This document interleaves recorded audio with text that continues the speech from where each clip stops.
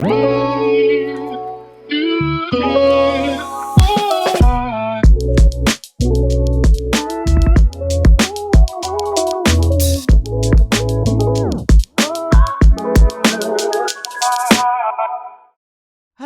and welcome to Real Menopause Talk.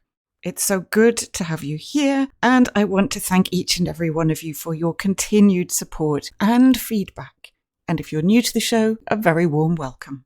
From your feedback, the most common symptoms, especially in perimenopause, seem to be the mental and psychological. I know I've certainly been there. The anxiety, the loss of confidence, sometimes a deep feeling of just wanting to cry all the time. There's so much more to say on this, so I'll be sharing more of my own experience along the way. One thing that has helped me, and so many others, is therapy. Many of them women who I've interviewed for the pod. Just talking to someone who gets it makes the world of difference, which is why I have just launched Real Menopause Therapy, a convenient and easy way to find support. You choose your therapist based on their skills, i.e. menopause, and your environment. Perhaps you work in a law firm and maybe they used to too, so they understand the pressures in the environment in which you work. And they also can be chosen on their interest matching with yours. Enjoy boxing? I bet there's a therapist who does too. For these early days, subscription is free, and you can even talk to your chosen person for free for half an hour just to see if you click. And if you don't, then you can try someone else, also for free, until you find the one.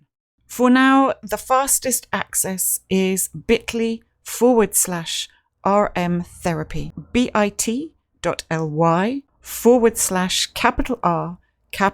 M and then therapy, also with a capital T.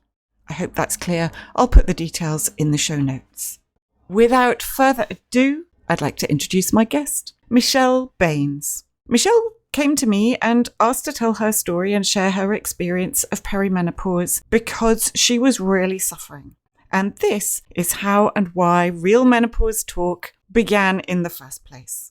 It was to share our experiences and insights so that others can relate and no one need feel alone. So many of us arrive at this life phase having no clue as to what is happening to us. So for this episode, we go back to our original roots, which highlight the importance of education of ourselves, of our doctors, and the generations coming up behind us.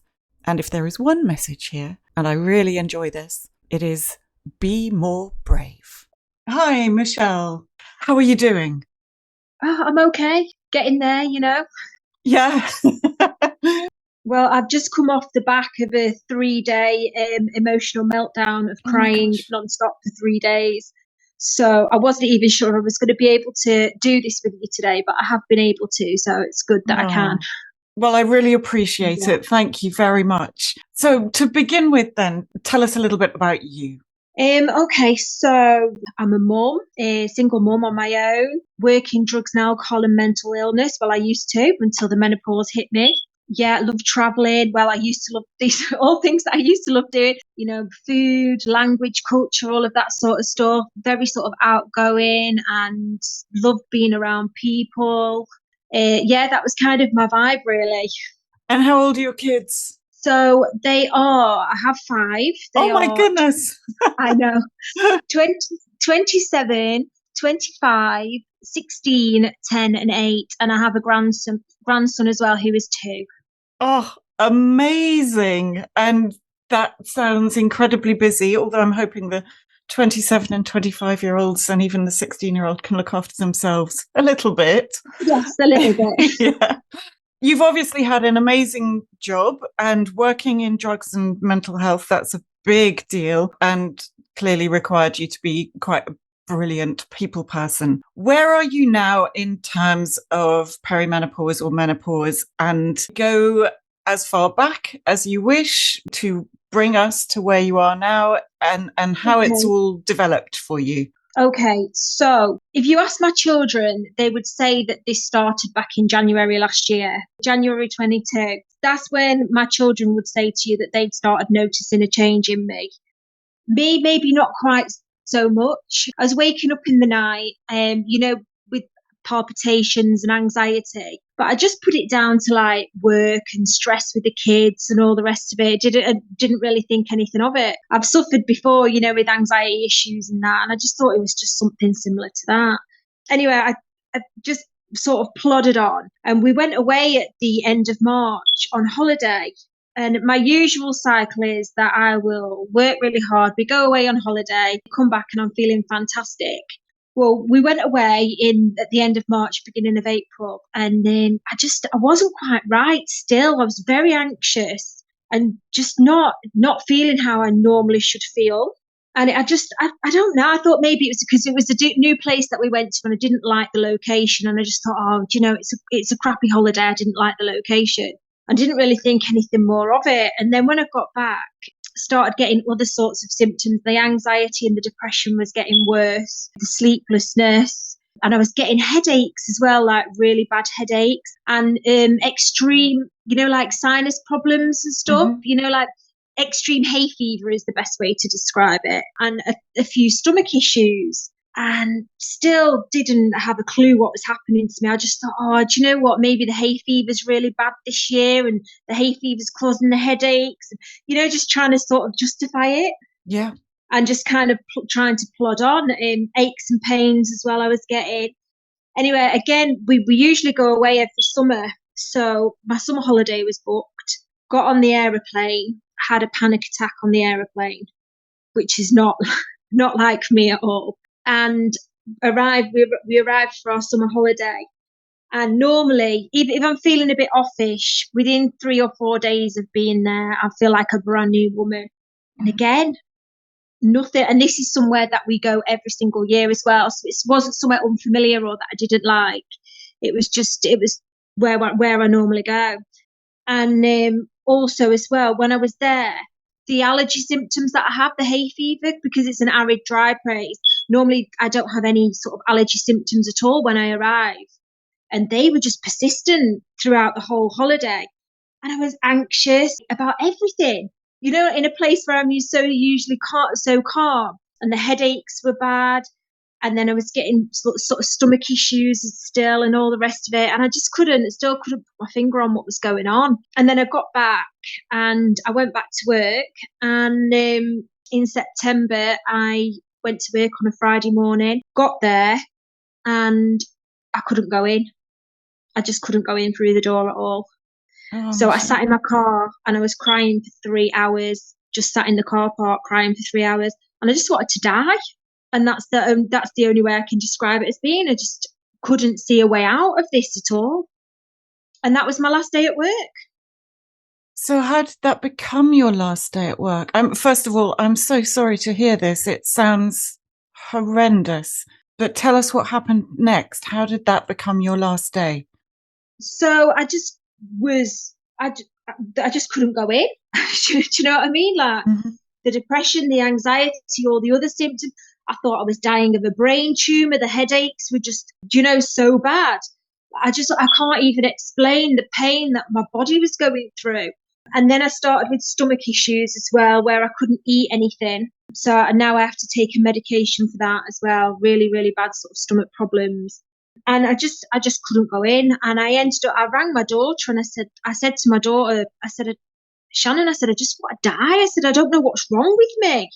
Like all my usual coping strategies, everything that normally pulls me back, just wasn't working. Anyway, luckily, my daughter works with a lot of older ladies, and they'd been talking to her about the menopause. And she came home to me and she went, Mum, she said, I think it's the menopause. And I was like, oh, right, okay. And then she directed me to Davina's program. So I sat and watched Davina's program, and just everything started to make sense. It was like a light bulb moment. And a relief as well to actually finally know what was wrong with me and that I wasn't dying, because that's how I felt. You know what I mean? So I called the GP and got started on HRT. How easy was that? I rang one GP and she was very resistant to give me anything. She said to me, "You're too young for the menopause," and she ordered the blood tests test, and she said, no, you're not in the menopause. We're not giving you the with HRT. But obviously I'd seen from Davina's program that, the blood tests are not always accurate. Mm-hmm. So I left it a week, and then I called back again. And luckily, I ended up with a male doctor, and I think he was a bit inexperienced. So I think I kind of bullied my HRT out of him, if I'm being honest with you. I don't think he really wanted to say no to me. So he actually gave in and gave me the patches, which was really good. So I put on the patches, and within 4 days, I started to notice some improvement, which was like a miracle. I sort of no longer wanted to die, so that was good. Yes. I've been trying to stick with the patches, but I found that they're not quite doing it for me. So I am changing this week onto the gel and the Eutrogesterone. Great. So I'm gonna give that a shot and see how that works, because I want to get back to work. I want to get back to normal. I feel like I have lost my whole identity, my whole self. Like I don't even know who I am anymore. This has taken away everything from me. I've literally lost my whole life. That's the only way I can describe it. Michelle, you said that the doctor originally, the first GP, said that you were too young. How old are you? I'm 45. Which is a very frustrating answer, because you're right in the zone for averages. And I know no person is average, but 45, it's not like you're 20 and therefore extremely unusual. I hope that with all the training that the GPs are getting in the future, that it's more widely recognised and faster. Is your GP being supportive of changes? Because quite often this does happen, that you start with one form of HRT and then maybe the effects aren't quite what you'd wished, or it loses its effect. So have they made it easy for you this time to change and try something else? Again, I stuck with the same doctor. So I just went in and bullied what I wanted out of him again. I just get right, because I've joined like support groups and stuff, and been talking with other women about what works for them and what's good and what's not and all the rest of it. So I said to her, so I want the Eutrogesterone and I want the gel. And I don't think he had a clue about dosage or anything, because he wouldn't give me a prescription there and then. He just said, I'll send it to the chemist on Monday.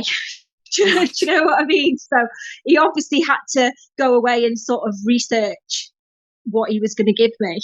Well, at least he is doing that. But, if he doesn't have the knowledge. But I thought to myself, I am grateful that, he did allow me to ask for what I want, and he is giving me what I want, and he's being supportive in a way of like, helping me to get the right balance of, of what's going to work for me. So I am grateful for that. Going back to your feeling that it's taken everything away from you, and certainly loss of identity feels like a tremendously common thread. I know I felt that myself, and I've read in books of other women's stories. Many of the women I've interviewed, we've all kind of lost the sense of who we are. Partly, if we've had families, through the caring that we've done for them and bringing children up, whether it's on our own or with somebody or a combination of the two. And then suddenly you're feeling so different and so out of sorts that you don't really know who you is anymore. And when work is stripped away, that's the big one. So without your work, many of us feel completely lost and don't know who we are anymore. How are you getting that back? To be honest with you, I'm still trying to find my way. I think a change of career is definitely needed.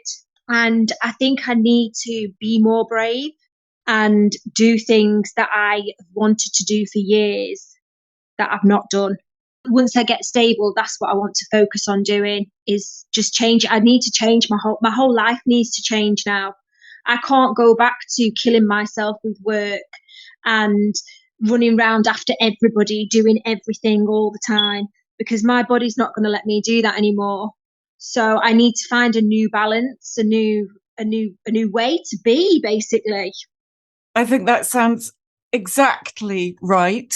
And is, again, for so many of us, we finally tune in to what our bodies are telling us once we know what's going on and can understand it. And killing ourselves every day with work and working every hour that God sends, whether it's either the financial work or the caring for other people, it just doesn't work for us forever. And that's a good thing. It feels like this is absolutely the right time of life. Do you have any idea how you're going to do that?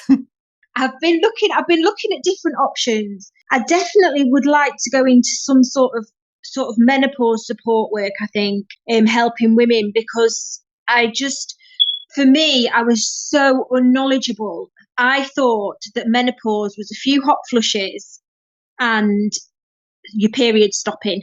Mm-hmm. That's how dumb I was. Do you know what I mean? Like that's how little I knew about the menopause, that I thought that. Don't do yourself down. The Yeah, vast majority, I think maybe there are a couple of doctors that I've interviewed and certainly friends that I've spoken to, clueless yeah, about this stage of life. absolutely. So don't do yourself down. And yes, Yeah. none And of I us think want anyone I else to think experience it.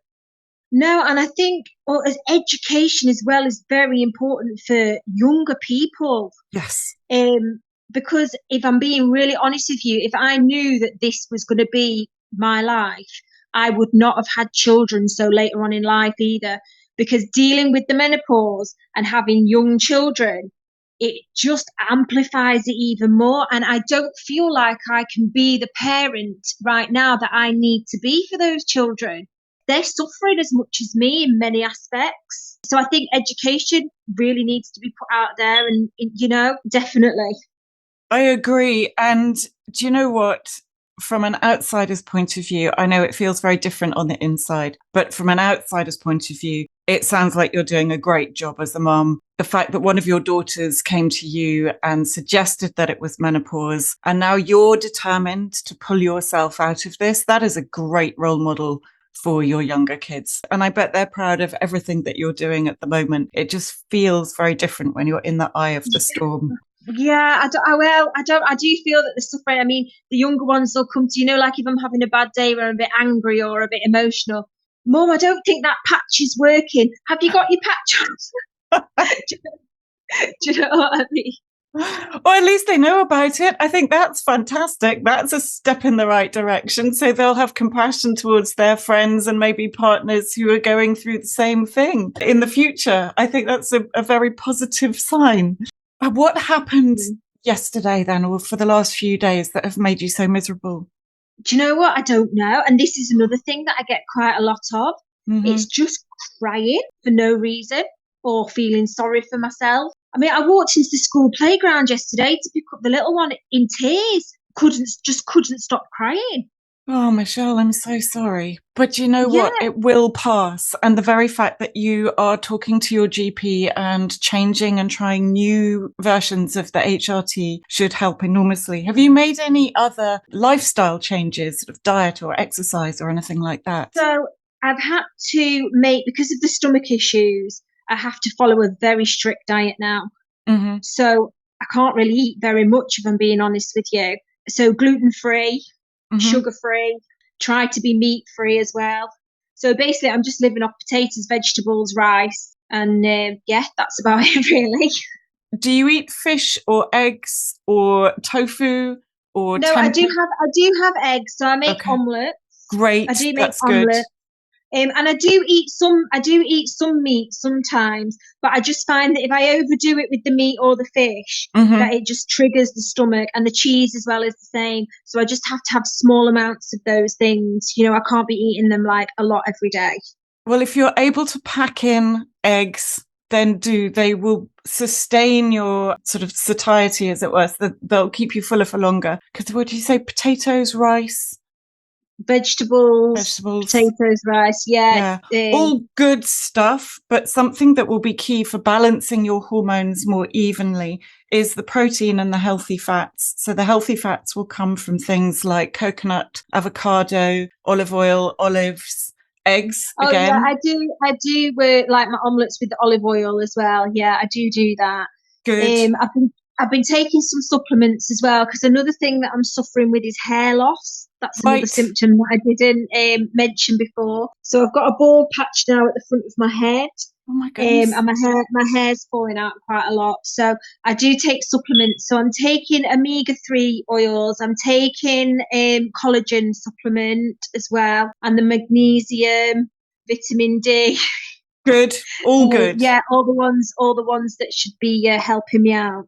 That's great news. And if you are able to stomach any fish or tofu, or black beans are amazing little powerhouses. Oh, They've got lots okay. of protein in them. Rinse them really well if you get them out of a tin, so that that gets all the starch off them. Same with the dookie beans. Any of the beans have a lot of protein in them as well as carbohydrates. So they're good Okay, little yeah, because things. I can tolerate the beans. So Great.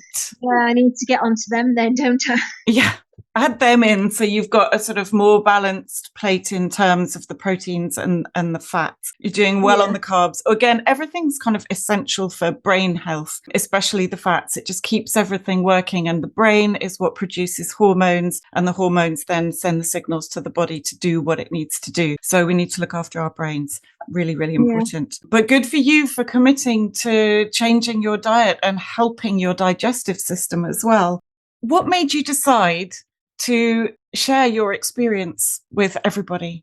I just think if I can reach out and help one person, or one person can say, do you know what, that's me, I can relate to that, then I've done my job. Because I think this can be such a lonely time of life if you don't know what's going on. Some women will sit there and beat themselves up because they've lost it, they've had to give up work, or, they're not coping very well with the kids or whatever.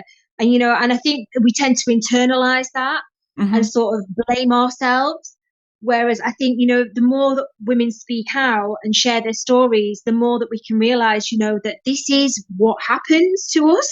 Yeah. And it's not anything that we've done ourselves or anything like that. It's just how it is. And I think, when you've got that support, you can just have more acceptance around it. Yes, absolutely. And the more women that understand that it's okay, we put a lot of expectations on ourselves Mm. to take care of every aspect of life and tend to put ourselves lower down the list. And now is the time to bump ourselves up so that we can take better care of people when we do need to. So I'm sure that that will reach people and they will relate because it is universal. In fact, you know what? Everybody that I speak to now will have some sort of knowledge of menopause because that's the first thing. And you know what, as well? I don't even hide it. Before, yeah, I would have been one that would have said, yeah, I'm fine, when I'm really not. Yeah. And now I'm not even hiding it. And I'm telling everybody, this is the menopause and everybody needs to know about this. And this is how it makes you feel. And no, I'm really not all right. Do you know what I mean? So in my little menopause bubble, I think everybody knows everything and we're good. We've kind of job done. And then I step out of the menopause bubble, maybe in the playground, for example, picking up one of my kids. And no, there are an awful lot of women. There are hundreds and thousands of women out there who are still oblivious to what might be coming for them.